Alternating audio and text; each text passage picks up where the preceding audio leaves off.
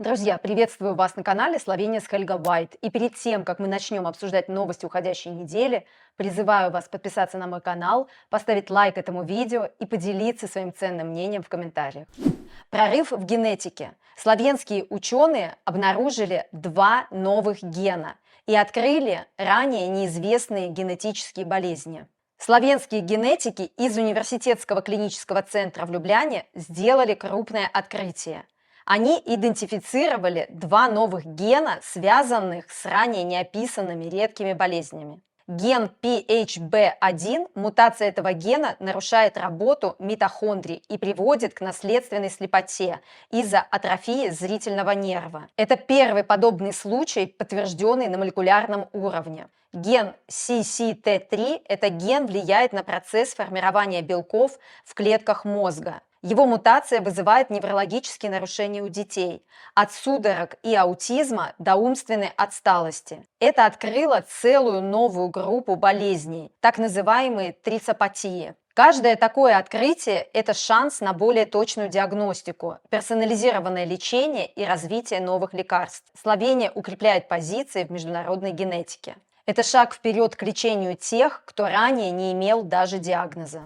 У наших соседей в Австрии, в городе Грац, всего лишь в 2 часах езды от Любляны произошла настоящая трагедия. 10 июня молодой человек 21 года пришел в одну из градских гимназий и открыл стрельбу. Вооружившись глоком и обрезом, он расстрелял учеников и одного преподавателя на 2 и 3 этажах, после чего застрелился в туалете школы. Погибли 10 человек. 9 учащихся от 14 до 17 лет и 1 учитель. Более 30 пострадали, в том числе 11 человек от огнестрельных ранений. По данным полиции, молодой человек жил замкнуто, увлекался онлайн-играми-стрелялками и считался интровертом. За 2 дня до атаки он разместил фото из туалета школы с оружием, возможно, вдохновившись терактом 1999 года в Колумбайне. Оружие было куплено легально после прохождения психологического тестирования. Дома нашли неработающую бомбу и прощальное письмо. Но, к сожалению, в прощальном письме молодой человек так и не открыл свои мотивы. Мы знаем только одно, что когда-то он учился в этой гимназии.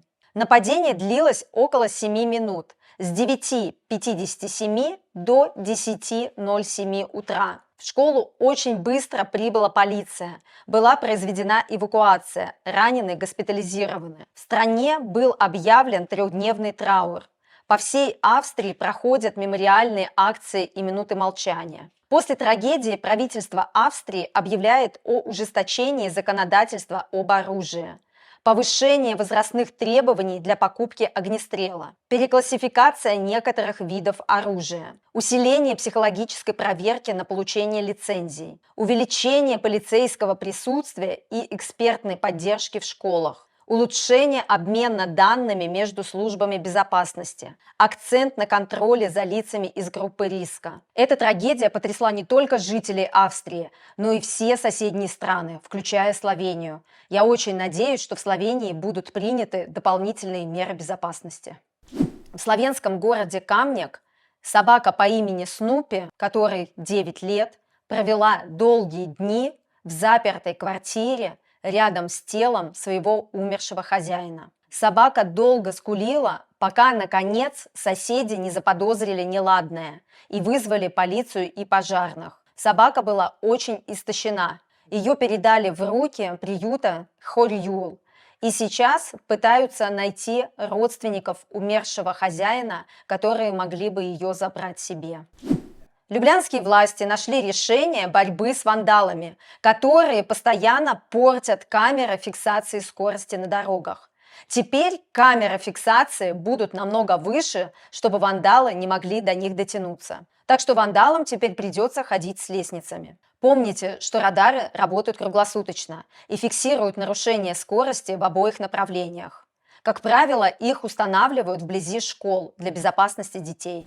С конца мая 2025 года открылось авиасообщение между Любляной и Тель-Авивом, осуществляемое израильской компанией Israel Air.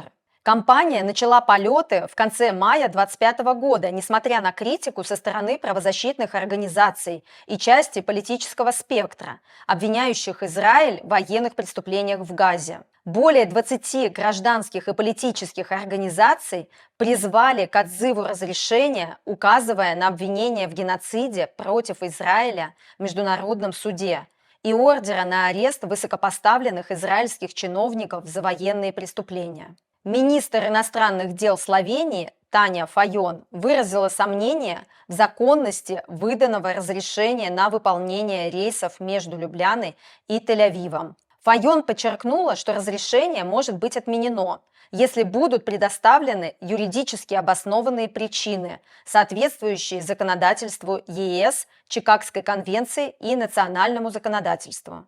В этой новости мне осталось непонятным, почему обычные граждане снова должны страдать из-за политических конфликтов.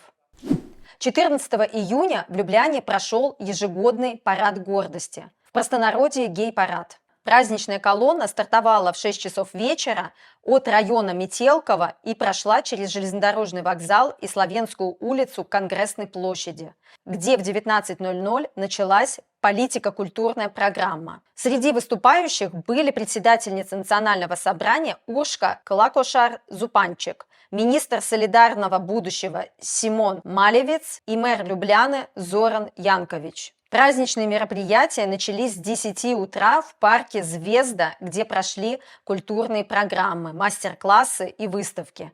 Вечером на площади работала концертная сцена, а день завершился вечеринкой на Метелково. Я уже 3-й год подряд посетила это яркое и интересное событие. Парад гордости в Любляне действительно поддерживает равноправие и свободу быть собой. Друзья, и в конце традиционно новости погоды от Алисы. Алиса, какая погода будет в Любляне 16 июня? Послезавтра в Любляне от плюс 19 до плюс 23. Дождь с грозой. Друзья, на этом мои новости подошли к концу. Не забывайте, пожалуйста, подписываться на мой канал, ставить лайки и делиться своим ценным мнением в комментариях. Пока-пока, до новых встреч!